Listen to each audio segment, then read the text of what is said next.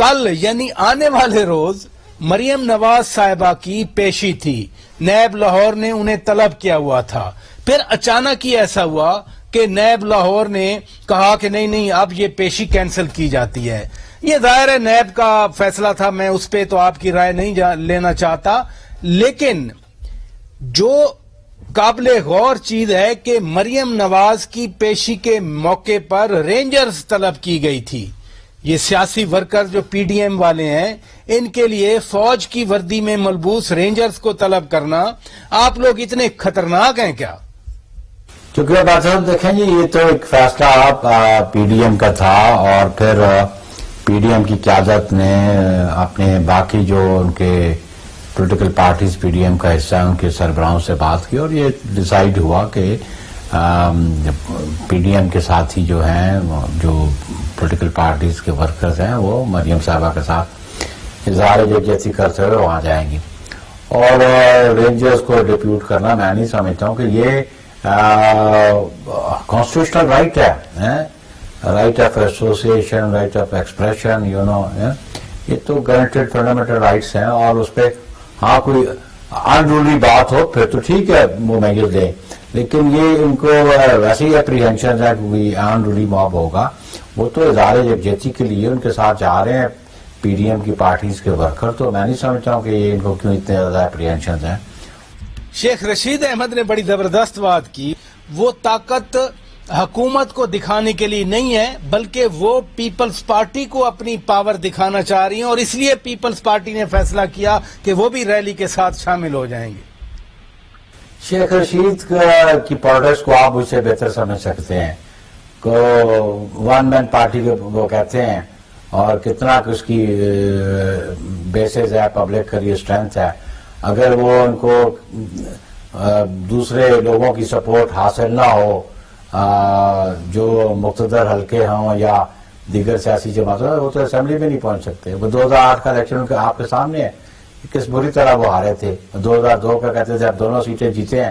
اور 2008 کے الیکشن میں ان کی ضمانت ضبط ہوگی۔ نہیں، جس طرح سے اختلافات سامنے آتے رہے، ایک دوسرے کے بارے میں بیان بازی کی جاتی رہی، اس تناظر میں شیخ رشید صاحب کی بات تو پھر لگتی تو ہے نا کہ کچھ نہ کچھ اور ہے پھر۔ نہیں، قطع نہیں، وہ ہر پارٹی کا ایک اپنا موقف ہے، لیکن ہم اس موقف کے پابند ہیں جو پی ڈی ایم کی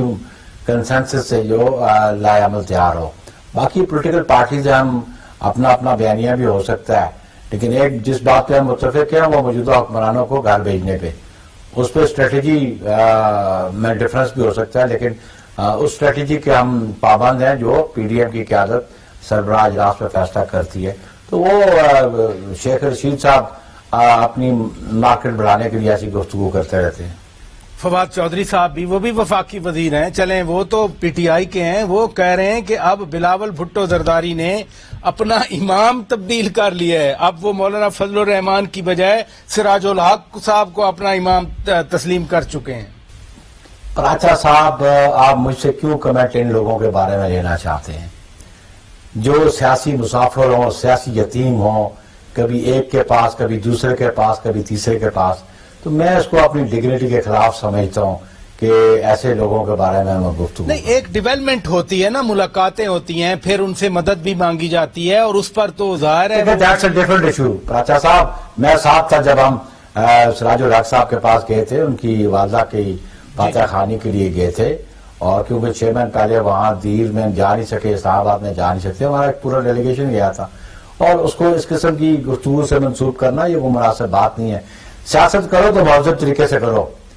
سیاست انہوں نے بد تہذیبی جو ہے سیاست میں انٹروڈیوس کر دی ہے، ہم کم از کم وہ بد تہذیبی انٹروڈیوس نہیں کرنا چاہتے۔ سیاست نام اسی کا ہے کہ آپ مہذب طریقے سے کسی کو مخاطب ہو، تاکہ وہ بھی آپ کو مہذب طریقے سے مخاطب ہو۔ یہ چینی کے حوالے سے، آپ چونکہ ایک ایسی پارٹی سے وابستہ ہیں اور پوری زندگی آپ پیپلز پارٹی کے پلیٹ فارم پہ رہے ہیں جو غریب عوام کی بات کرتی ہے، چینی کی قیمت بڑھتی رہی۔ آج عجیب سی ایک بات سامنے آئی، پریس کانفرنس ہوئی، بیرسٹر شہزاد اکبر تھے، وزیر اعلیٰ پنجاب تھے، کہ چینی کے سارے اس تقسیم کے نظام کو ریگولیٹ کر رہے ہیں۔ حکومت اب چینی فروخت کرنے کا نظام بنائے گی، قیمتیں کنٹرول نہیں ہوئی، چینی تو اور پھر مہنگی ہوگی۔ دیکھیے چینی مافیا ان کی صفوں میں گھسا ہوا ہے. چینی مافیا, گندم مافیا ان کی صفوں میں گھس کے بینیفٹ لیتا رہا ہے, اور میں سمجھتا ہوں کہ اس وقت انہوں نے اقدامات تو اٹھائے ہی نہیں, اپنے لوگوں کو بلینز کا, اربوں کا فائدہ پہنچایا, اور پھر ان کو اپنی گرفت میں بھی نہیں لیا, وہ آزاد گھوم پھر رہے ہیں. تو وہ ان کی وہ کیا کہتے ہیں وہ مشینیں ہیں نوٹ فراہم کرنے کی, جی, تو وہ تو پھر ان سے بینیفٹ لیتے رہے ہیں. اگر یہ بینیفیشری نہ ہوتے تو ان کو گرفت میں لیتے, ان کا احتساب کرتے, ان کے خلاف کیسز بنتے, لیکن یہ خود ہاتھ ملائے ہوئے انہوں نے چینی مافیا کے ساتھ. وہ جو مافیا بیٹھا ہے جنہوں نے بلینز روپیز لوگوں کو ٹیکہ لگایا, اربوں روپے کا ٹیکہ لگا دیا انہوں نے. تو یہ حکمرانی کے قابل نہیں ہے, نااہل لوگ بیٹھے ہوئے ہیں. عوام بل اٹھی ہے مہنگائی کے ذریعے. آٹا اسلام آباد میں 3,000 روپے من ہے, آپ کسی جگہ پتہ کر لیں. یہ جو انڈے مرغی کی بات کرتے تھے حکمران, وہ شیبر کا انڈا جو ہے وہ بھی 180 سے 200 روپے ڈزن پہ بک رہا ہے. تو ابھی نہ ان کی کٹا پالیسی چلی تو نہ ان کی انڈا پالیسی چلی, تو عوام تو پس گیا ہے غربت میں اور اس مہنگائی میں پس گیا ہے وہ. بہت